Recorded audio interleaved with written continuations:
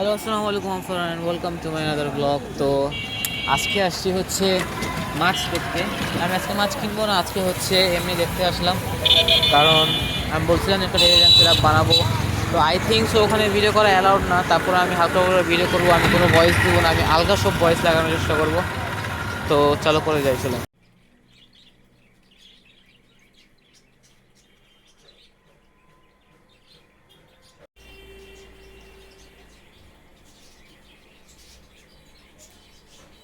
আর কচ্ছপগুলো অনেক বেশি সুন্দর লাগতেছিল, কিউট কিউট ছিল।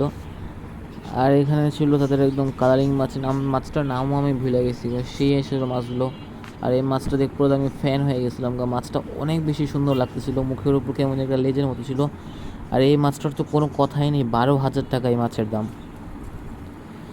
দোকানের ফুল একটা ভিউ নিলাম। দোকানে প্রায় অনেক ধরনের অ্যাকোয়ারিয়াম সেটআপ ছিল এখানে তাদের অনেক ধরনের আরও মাছ, যেগুলো প্রায় 20-30 প্রকারের মাছ ছিল। এতগুলো তো আমি দেখতে দেখতে হরণ হয়ে গেছিলাম গা।